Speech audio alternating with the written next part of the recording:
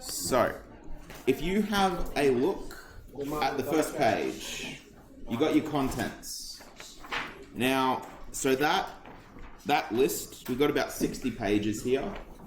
That is about, like I said, a term and a half-ish of work. A little bit more. Realistically, there are 4 topics we're going to look at. Exponentials and logarithms. I didn't put in the syllabus breakdown of that, but that's essentially together about a week. So we're going to spend today, tomorrow, and then Monday on exponentials and logarithms, and then we'll be done with it. So that's the first topic done. Oops, sorry, I just gave you the finger. Yeah. First topic done. The next topic is trigonometry. That's going to be like 3, maybe 4 weeks. In trigonometry, and this is going to be a recurring trend throughout this week, there was some really difficult math things to do last unit. So think about something like binomial expansion was quite involved in what you were doing. Factorizing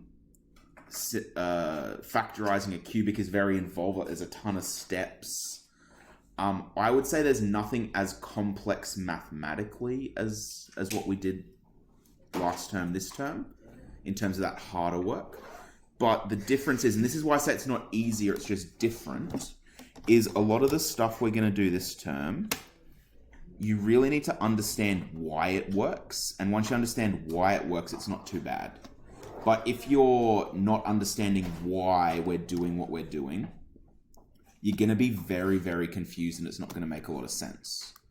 So this unit is more about the logic sort of underneath the maths than the maths itself, if that makes sense. So one of the things we're going to do this unit is derivatives. So essentially a derivative, just imagine if you have like a line, if you find the derivative at a point on that line, it tells you how steep the line is. And that's like essentially all the derivative is. But we're going to get halfway through the derivatives topic and there's going to be a moment where you look at yourself and like, what does this even mean? What is happening? That sort of thing. So the difficulty with this unit is the understanding of all the different topics. There's only 4 topics, so I won't give anyone the finger this time. But the exponentials and logarithms, trigonometry, derivatives, and then at the last bit we have discrete data, which is kind of similar to probability a little bit. But that, once again, is a very short unit. The majority of our time is going to be on that 3rd unit, derivatives. That's probably going to take 5 or 6 weeks at least. Are we doing an exam? Yes. So you'll have an exam early term 4, I want to say. Oh, wait. What are we doing next? Is this all we're doing next time? So no assessments? No. So we just... My understanding is last year what they did. So I haven't really looked ahead to term 4 yet, but I know at my school last year we did it differently. So we did assignment, exam, and then at the end of term 4 we did like a mock, like external exam where we had like content covering the whole year of... Yeah, but I don't think we do that here. I think what you do is we had the IA1, which was your assignment, IA2, which was the exam you just sat, then you have IA3, another exam, and I think that's either it, or perhaps in term 4 you do like a little assignment style one. What would you do for the rest of term 4 then? Year 12 work. So, I don't know where Mr. Todd got up to last year with the year 11s, but I know when I took over the year 12 general maths class, they'd already done the first topic of unit 3. So we'd be aiming to get the first topic of unit 3 done. Remember as well, in term 4, you guys finish in like week 6 or 7? 8. That's right, you're not year 12s. Week 8. But that being said, in that last week, like I'm not going to be setting like... I'm not being negative, but I don't expect to have 100% attendance. I think there'll be a couple of people that are just having an early holiday sort of deal. But that being said, maybe I'll just like I'll just go through the answers to the exams on that day or something. Yeah. Encourage you to come. Speed run, so. I forget the original question someone asked me, and I've sort of rambled for about 5 minutes. Did I answer the question about... Oh, that's it. Is this unit more difficult? Yes and no. Derivatives is like... If you've ever, like, watched American TV shows, like, oh, they're taking calculus. Like, that's a way of making someone sound smart. Do you know what I mean? Like, derivatives is calculus. It's the first part of calculus. We'll look at the other part of calculus, which is integration, next year. Yeah. What's calculus? Calculus is derivatives, essentially. Calculus is all about rates of change, how things change. So anyway, yeah, that I kind of want you to feel a little bit positive, I guess, about that is everything we have to go through in a term and a half. So we do get to make a fairly decent pace. Just on the next page, guys, my information. You know where my staff room is, it's next door. I said after school Tuesday, Wednesday, Thursday. I'm not going to go every Tuesday, Wednesday, and Thursday unless people say, like, can you be at Hub? If you say to me, can you be at Hub, I'll be there. But if, like, no one's told me they're coming, I'm probably not going to rock up. Just so I can, like, occasionally go home at a reasonable hour. That being said, I just want to reiterate before we go into it, my expectations with, like, homework and stuff. My expectation is, and I've made sure this workbook, I was a bit dodgy with it last one, but if you look at any unit, at the bottom of it, it'll say review or practice. So for example, review practice, exercise 15I, page 530. I haven't necessarily given you questions, but the idea is that you will go home, like we'll do the work in class, and generally I'll give you part of the lesson to do the textbook work. My expectation is if you have...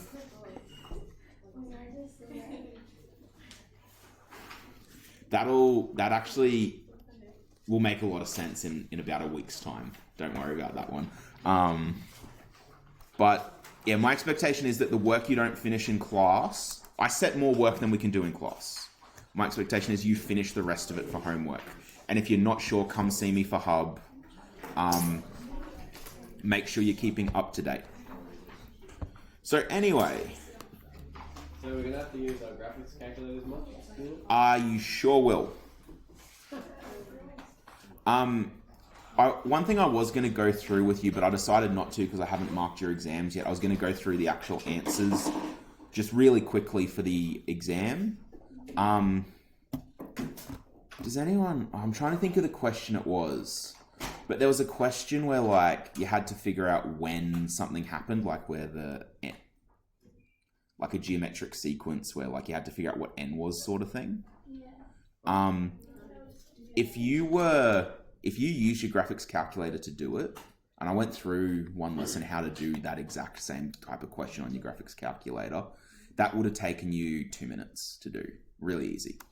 But from just... I don't think I've got up to marking that question yet, but I noticed a lot of people either did it the long way by hand, which was really not great, like just in terms of your time, or just were really confused by it, it was a difficult question, so fair enough. But, like, yeah, and that, yeah, that sort of goes back to what I said last week or the week before.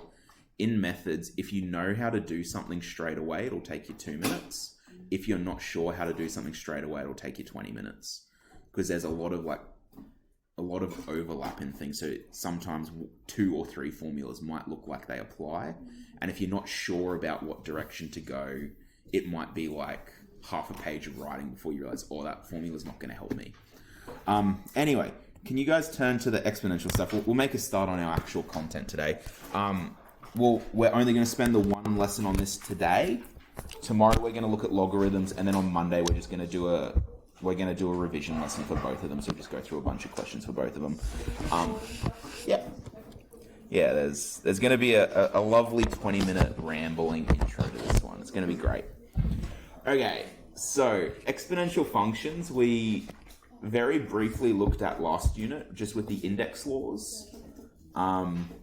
That's just like the underpinning maths behind it. We're not going to really use index laws too much in this topic now, though. So, just to get our minds in the right phrase, I got a riddle for you. There's let's say a rabbit colony, and it starts at like 10 rabbits, and after 100 days, there's 1 million rabbits. So it took 100 days to get to 1 million rabbits. And what actually happened is it sort of doubled every day until it got to 1 million. So on what day was it 500,000 rabbits? 99. Yeah, 99. Can't trick me with that again. So most people, when they hear that, they think, oh, well, it'll be day 50, halfway along. But I want you to get out of the idea of linear growth for the minute, because we're not doing linear stuff. We're doing exponent.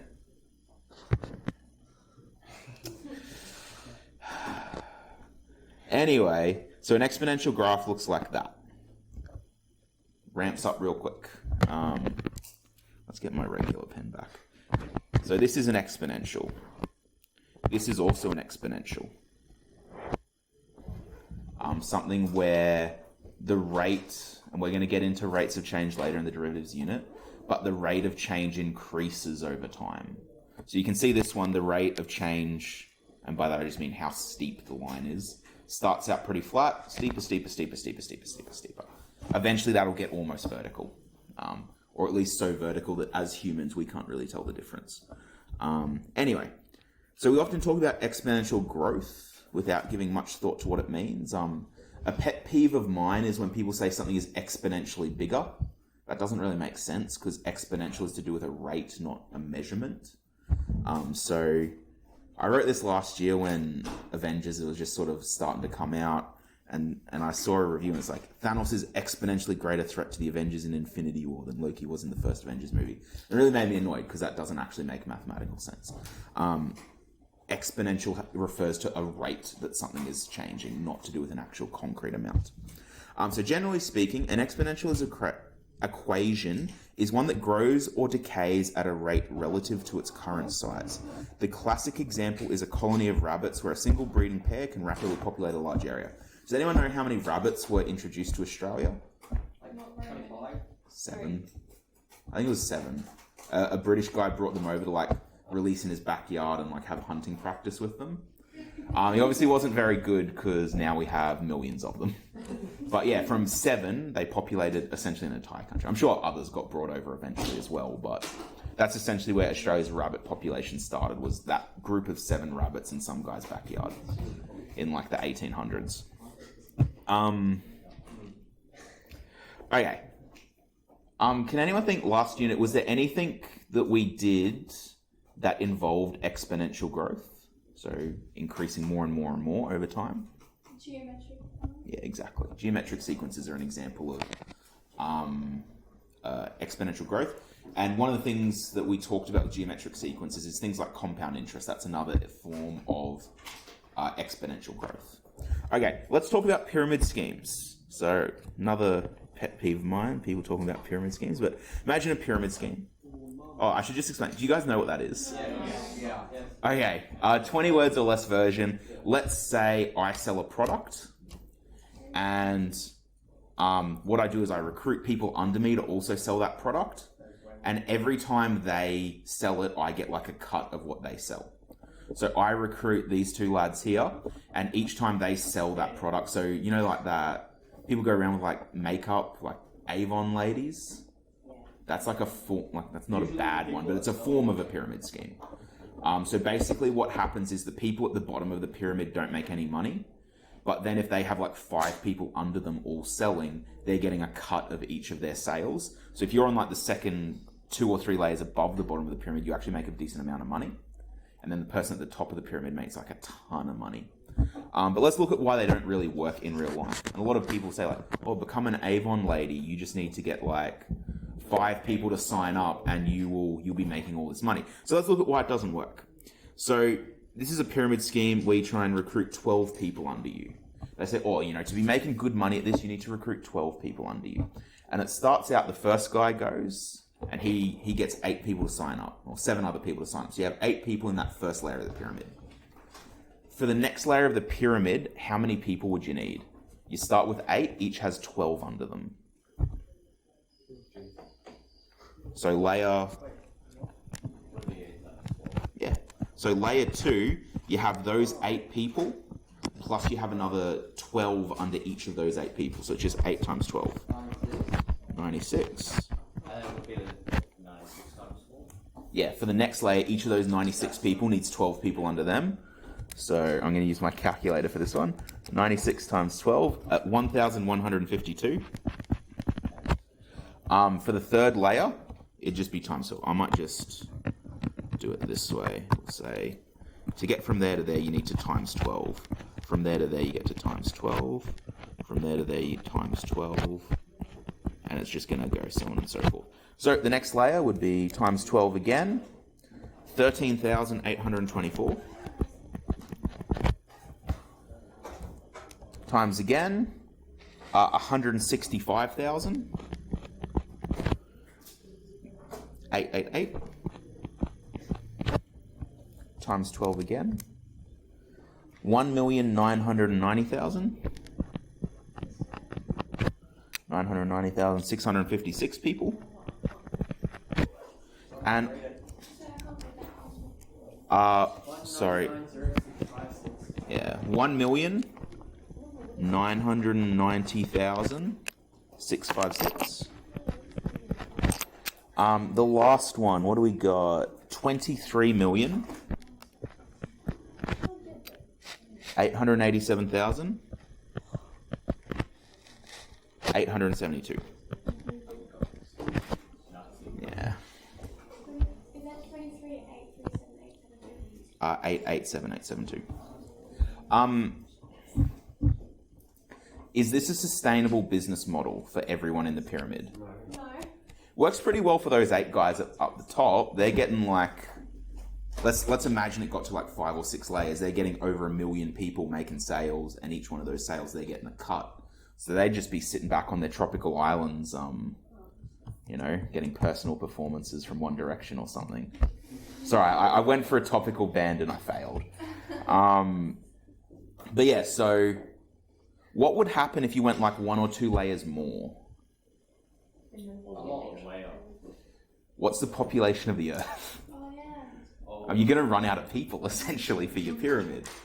Even, like, you know, whatever they're selling. I know there's lots of different pyramid schemes, but let's imagine they're selling something like makeup. Do you think there's going to be... Let's just limit it to Australia. Do you think there's going to be over almost 2 million people in Australia that are going to be selling makeup? That's not really sustainable, because if you have 1 million people, that's like, I don't know, 50,000 in every like city, or maybe like a couple of hundred in each town around Australia. There's just not the grounds to like make that work. So if you're ever, you know, we'll take a break from maths to give you some life advice.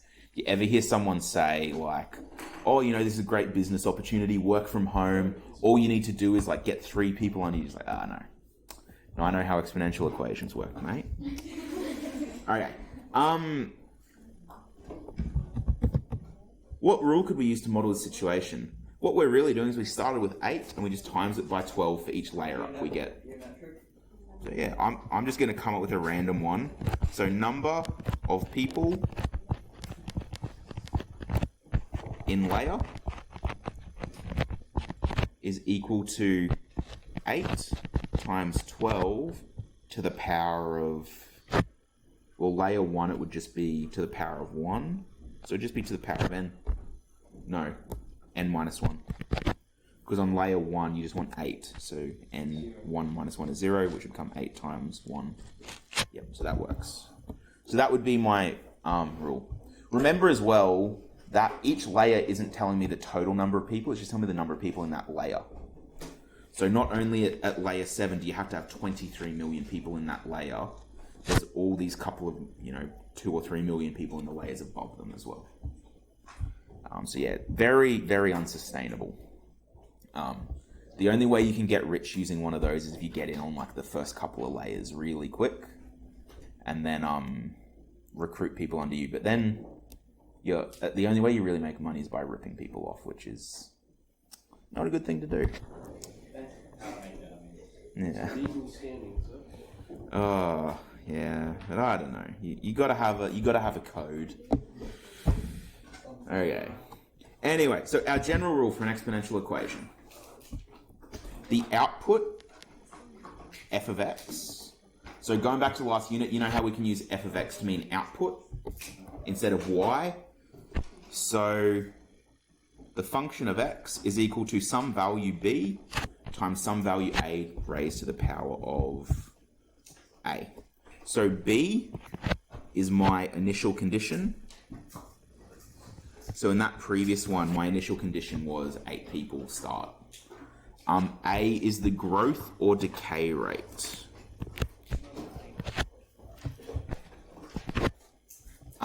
So in that previous one, I was growing 12 times each time I added a layer of that pyramid.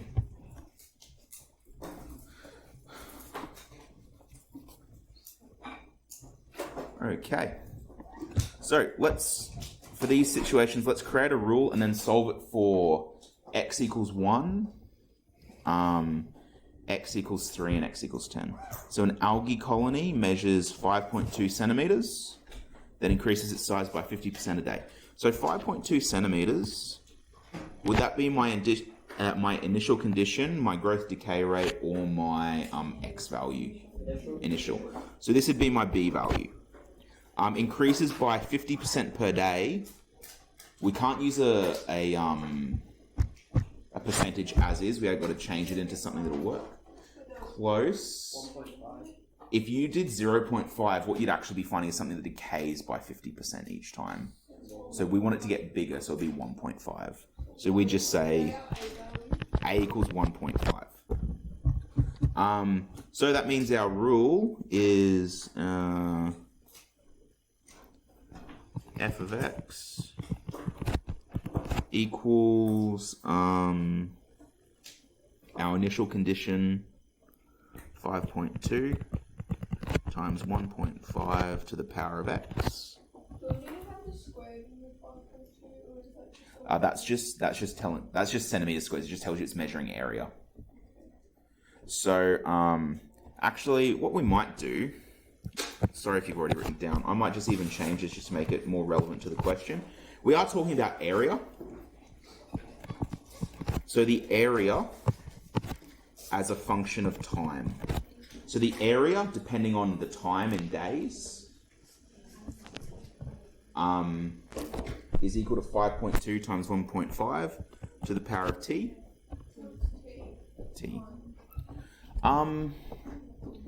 There's two ways you can do this. You know how in that last one we added that -1 to the rule? That was because our first, at t1, or x equals 1, our initial condition was the case. So we didn't want to have any growth applied to it on that first layer. So that'd be like 8 times 12 to the power of 0, the first one. Yeah. So what I'm trying to get at is we could add a -1 here, or we could leave it. And basically what it changes, all it changes is if this 5.2 is on day 0 or day 1. So depending on the way you set up your question, you can ignore the -1 or you can add it in. I choose to just make my initial condition day 0. It's up to you how you do it, but I'm going to be doing it this way for these examples. Just be careful though if it said on day 1 the size was 5.2 and then you made the rule what I've just done there, you're going to be 1 off because you're going to be 1 order of magnitude off. You just need to be aware of that because that will come up. Okay, so that's our rule. That'll give us all our answers. So let's solve it for the first day. So the area on day 1 is equal to 5.2 times 1.5 to the power of 1. 5.2 times 1.5, 7.8. and it's asked us, we're measuring an area, so we've got to give a unit for that. Centimeters squared. Okay.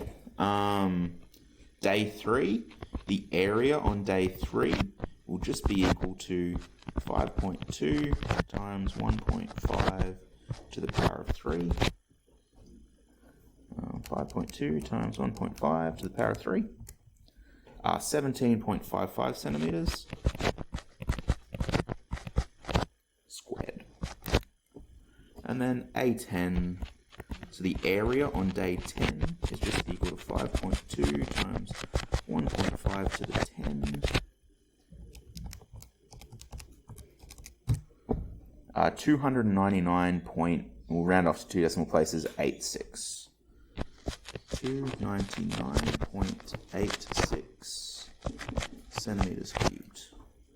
So, cube. Sorry, I was thinking about day 3 in my head. Thanks for picking that up. Centimeters squared.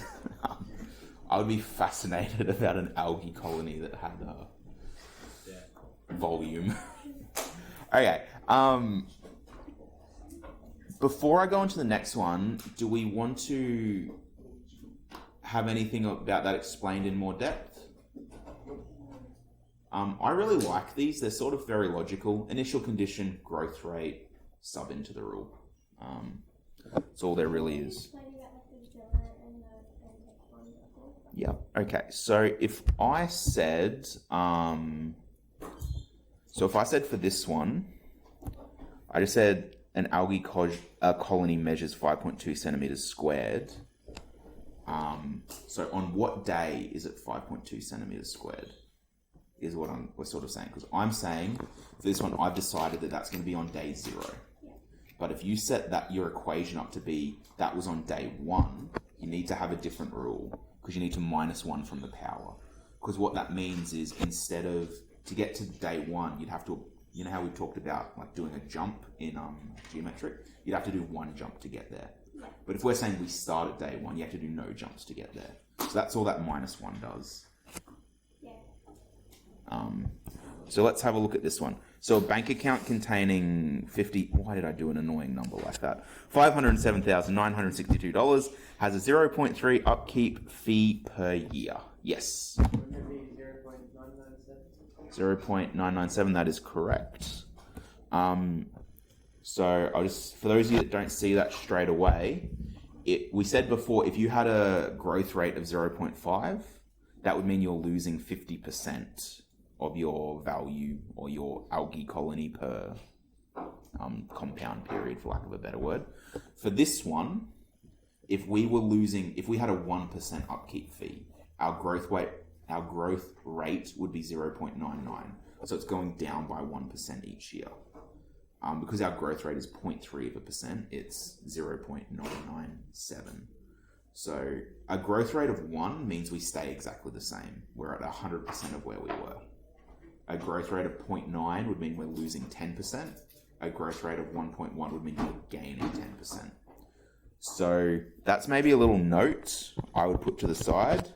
An A value, A of less than 1 means decay. Isn't that B value? Is it? No, A value. A value is the base of the exponent. So A value of less than 1 means we're decaying.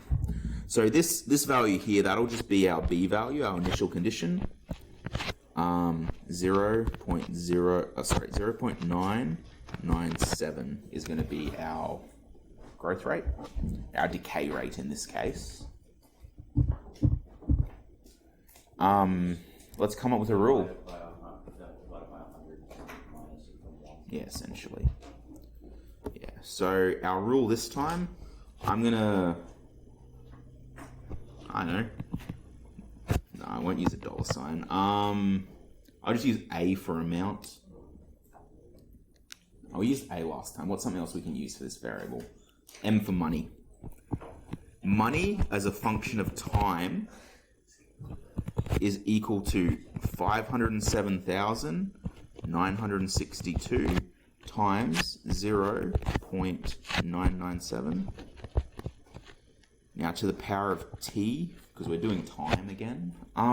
Would we minus 1 here for this rule? Is this money? Is that after 1 growth, or is it after no growths? No growths. I mean, you could do it after 1 growth and you'd end up getting the same answers later on, but you just have to change the rule to have t minus 1 if you're saying this is after 1 upkeep fee. But yeah, so we'll just leave it as is. No negative. No. I might skip finding it at 1. I might just do 3 and 10, because I think you guys are getting the idea of this. So the money in the account after 3 upkeep fees is 507,962 times 0.997 to the power of 3, which is some number.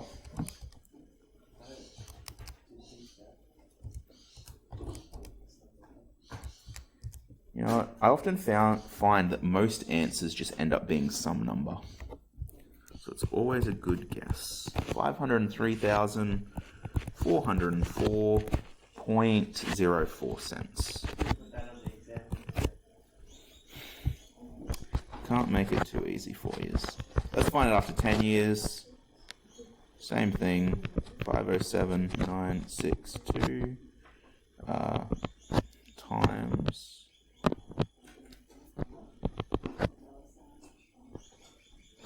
Yeah, sorry, my dollar sign wasn't too crash hot there.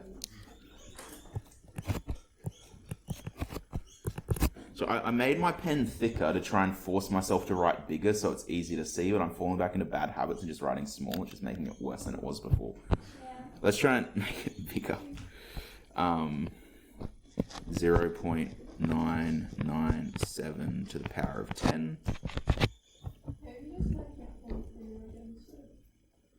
Bigger again. No, it's sort of a balancing act, because if I make it thinner, I'll show you what I mean. Like because part of the end of it broke off, that like helped it stabilize. It becomes real spidery. Like, maybe that's not too bad. Oh wait, I haven't redone this. Sorry. In my head, I'd already recalculated. I was just rewriting the last answer. So 490. Well, that actually is way easier to see. 492,927.23 once we round up to the nearest cent. So since we're rounding, would it be approximately percent? Nah. I would only use the approximately if you've done some like more than rounding. Rounding is acceptable to 2 decimal places. We just say that they are, for all intents and purposes, the same answer.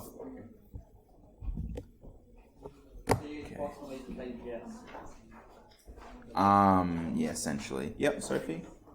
I know you said it before with the 0.3%, but how did you actually get it to 9.7? Divided by 100. So 0.3% is equal as a decimal to 0.003, and just took that away from 1. Okay. 1 minus 0.003 equals 0.997. So 0.3% less than 1 is our growth rate, because we're going down.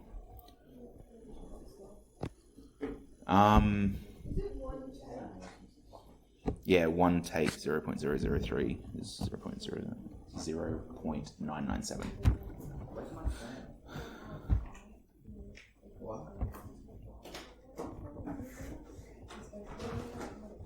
We ready to move on, guys, or do you need another moment? A couple of us need another moment. No worries. This is one thing I will say, guys, and in continuing answering Mac's question from the beginning of the lesson, is this harder or easier?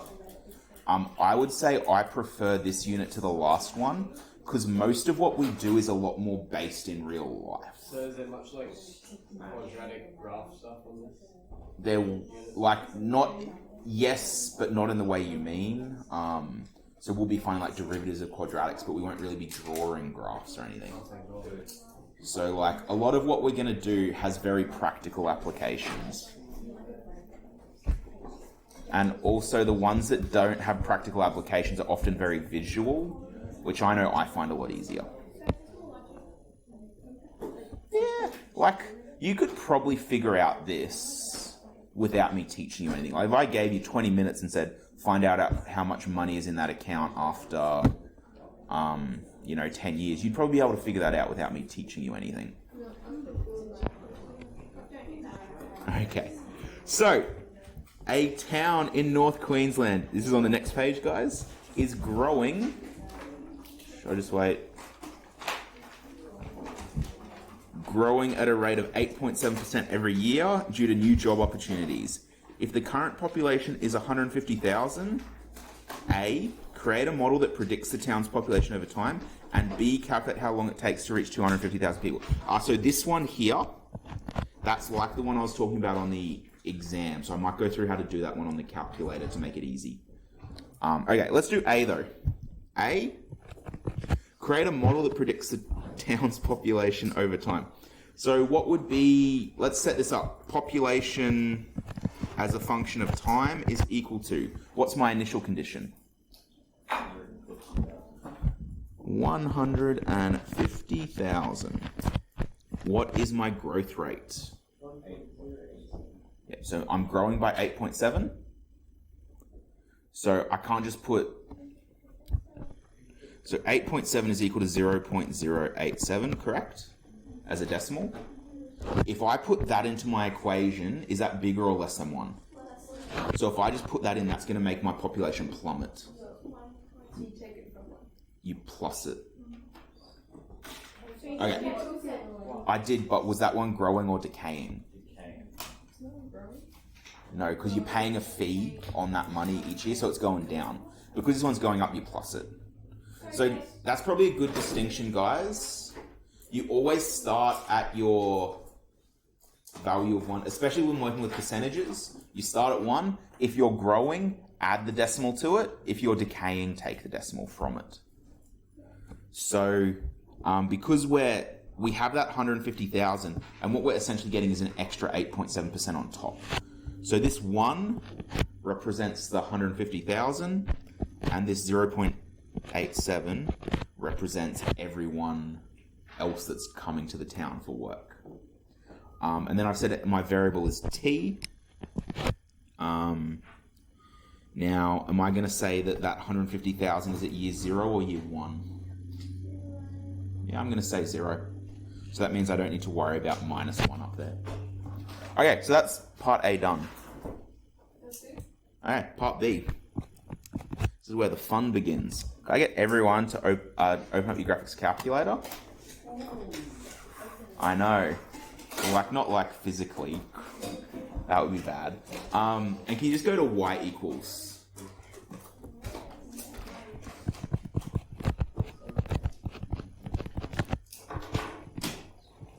Can you put y1 equals 150,000 times 1.087 to the power 150, 1, 2, 3 times 1.087 to the power of x. So you know how if you have a look at the button next to alpha, it says xt theta n. That just, it's going to put x on the calculator, but what it means is that's just a stand-in variable for whatever you're finding. We're using t, but we're going to put x into the calculator. Okay, has everyone got that? We have no interest in the graph. But there is a secondary function, or there's a couple of different functions you can get out of y equals 2. What I want you to do is press second and then graph, and it will have put up a table.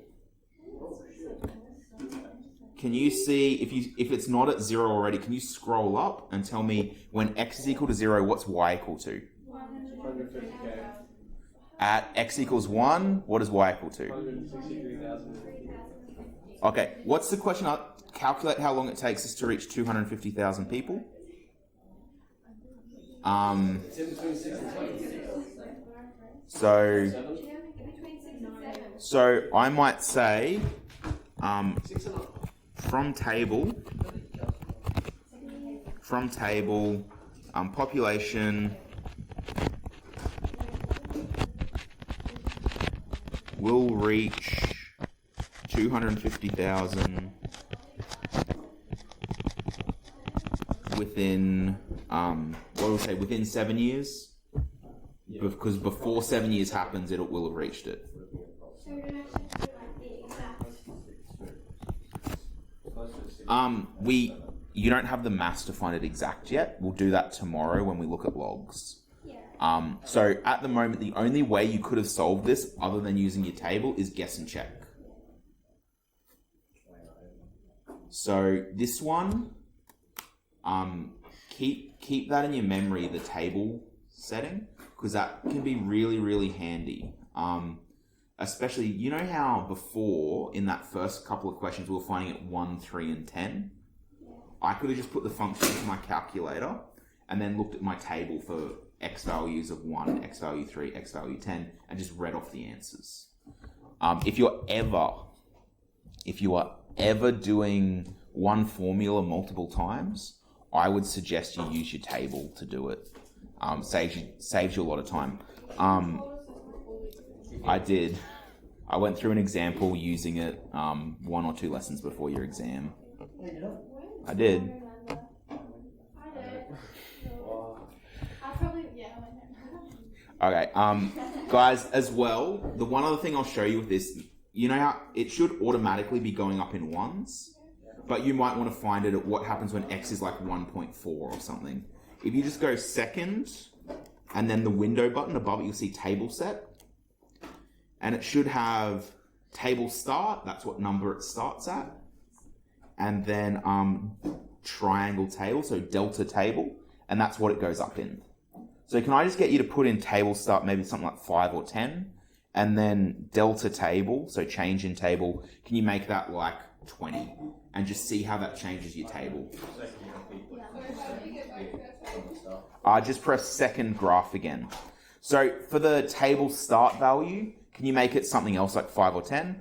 And then for the changed in table, can you make it like make it a number that's not 1 essentially, and just check how that changes your table. So press second graph, nothing happens. Nothing. What do you mean nothing? When I press table. Yeah. When I press second graph, nothing happens. Okay, so can you change anything? No, you haven't changed anything. So let's change it to starting at 5, going up in 0.3s. Okay. Second table, it starts at 5, goes up in 0.3s. So where do you get the window? So to change the table settings, literally the button that says table set, That would make sense. 1, and then to get back to table set.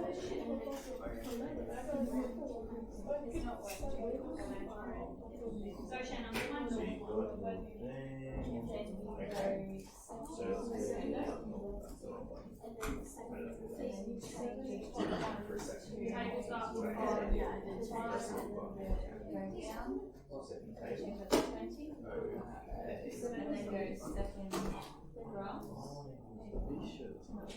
starts with 1 and then it goes up to 20. That makes sense. Yeah, that could be it. Table set.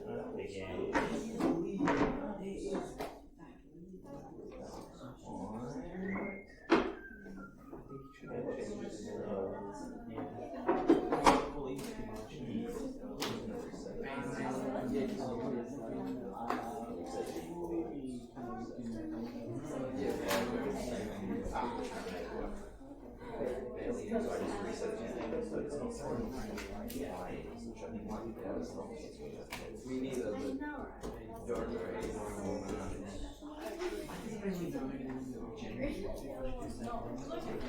Some reason the table doesn't have a white. I'll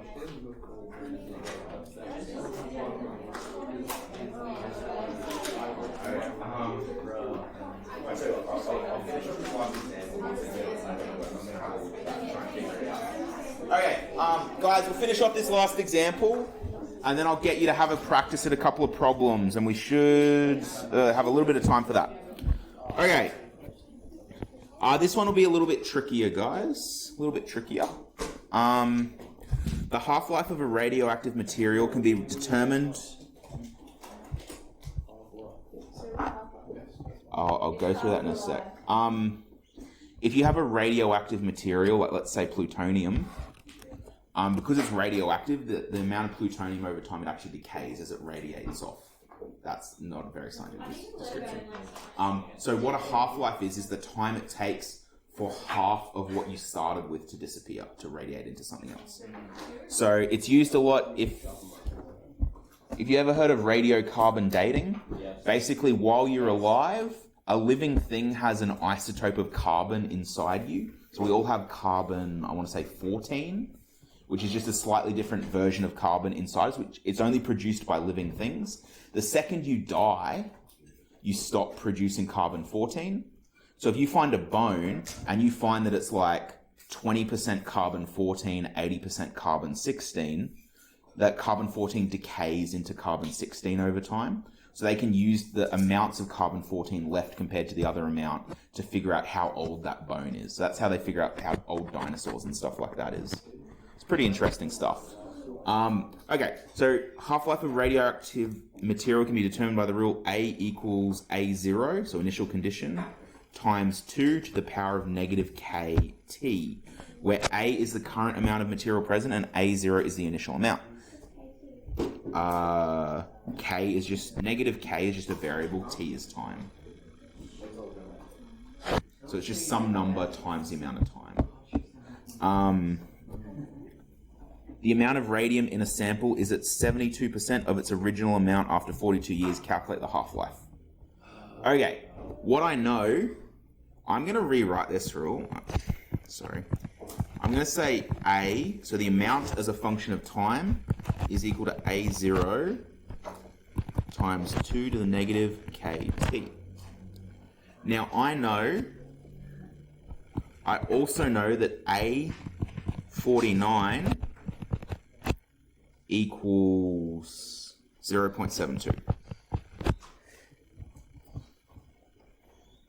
Now, I've been given a percentage. Do I need to know how much radium was there to start with? If I've been, because I haven't been given like, oh, there's now 3 kilos of radium left. I've been told there's 79% of radium left. What would my initial condition be if I have 72% now? What was the initial condition? 100%.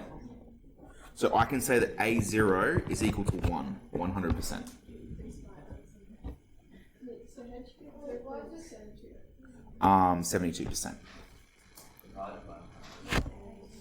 Okay. What I'm going to say is therefore, AT is equal to 1.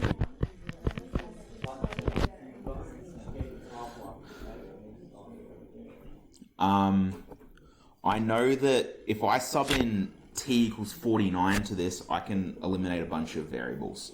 I only really have 2 variables here, k and t. If I figure out what k is, I can then rearrange that to find out what the other stuff. Okay, so I lost my train of thought. So let's replace AT with A49. So 0.72 is equal to 1 times 2 to the negative k times 49. This is probably going to be one where we're going to have to estimate because you don't know logs yet. I mean, you sort of do, but we haven't taught you logs yet this year. I might even just solve it using logs and just write a note. We'll know how to do this later on, just so we can do the practice.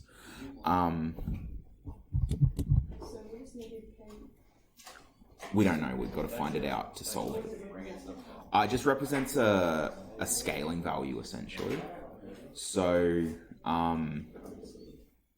basically, if we say t is a year, what it's saying is negative k is just how much it decays in that year, essentially. We've just sacrificed having we could have had like a weirder number instead of 2, but instead we've had a nice round number there and put the k at the top. which has then changed it. Okay, so we can get rid of this 1, divide both sides by 2. So we just end up with 0.72 equals 2 to the negative 49k.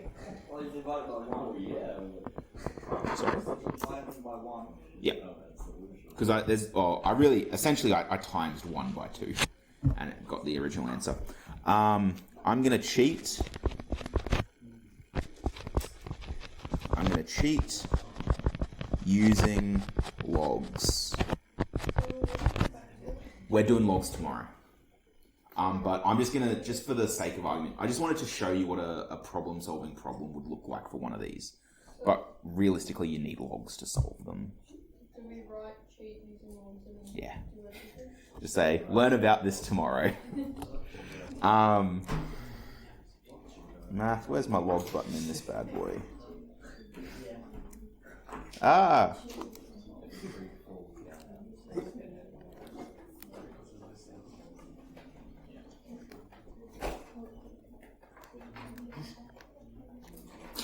Okay, cheating using logs, I know that negative 49k is equal to negative 0.47.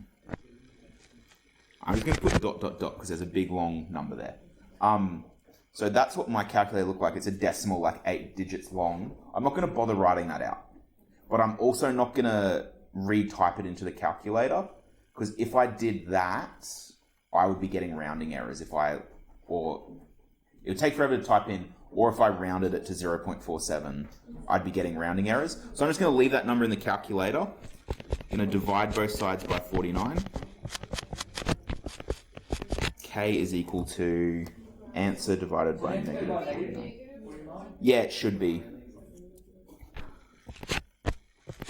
K equals 0.00967.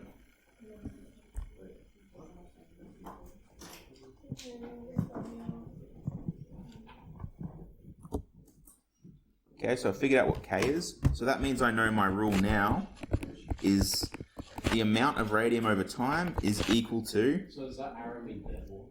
Yes. 1 times that thing is just going to be that thing, so I'm just going to drop the 1. Is equal to 2 times negative 0.00967 t. Wait, so the 2 to the power of 2 times. 2 to the power of negative 0.00967 t is my formula.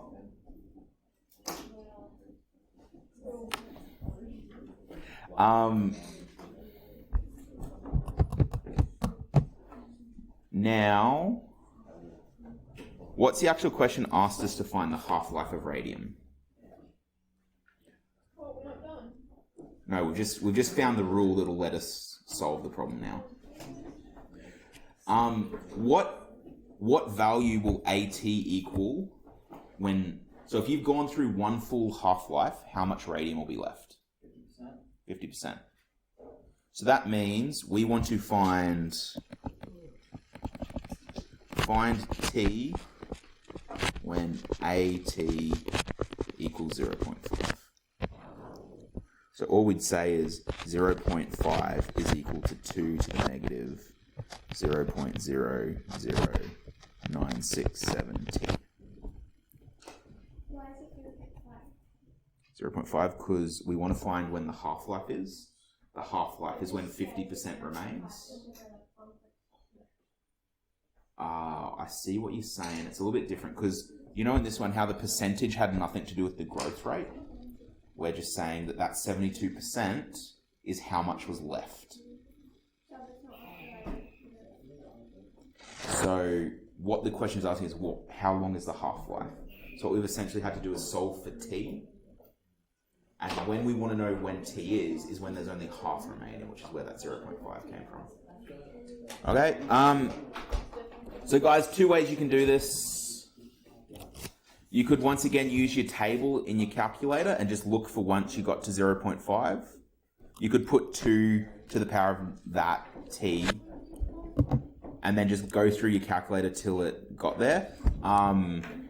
It will take quite a while because I think the answer is in the thousands of years.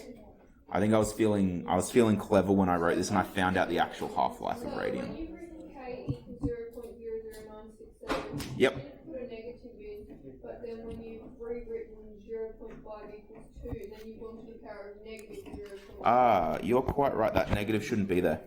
So no negative. No negative. My apologies, guys. I messed that up. Okay. Thank you for watching that. You're on the ball today. Why is the negative not supposed to be there?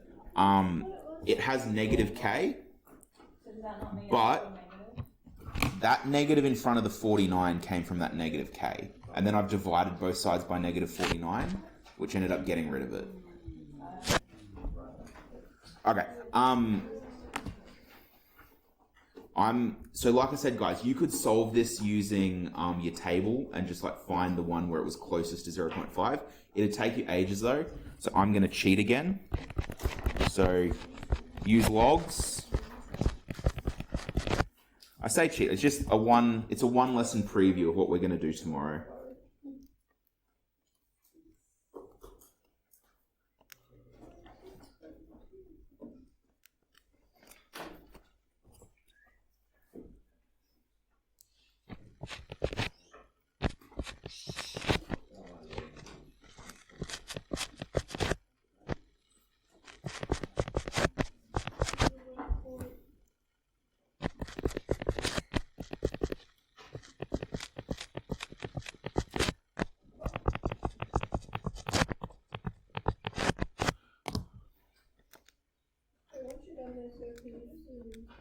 Yep. It's the same number 3 times. Dividing. Yeah.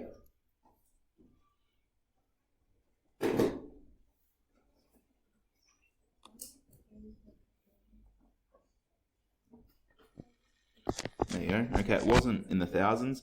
It's about 103 years. So the half-life of radium is about 103 years. I just used logs to find that. Yeah, that's why I say I cheated. Okay, guys, once you got that down, can I get you to have a go at question 2, 3, and 4 on page 453? Are we doing this? Yep. So what if you don't Oh, we only have a couple of minutes.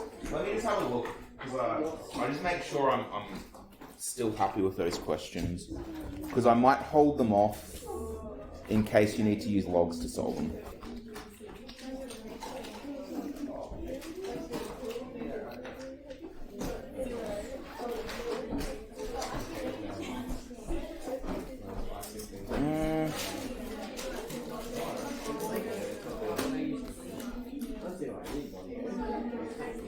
Yeah, we might leave that for now, guys. We'll just finish up there today.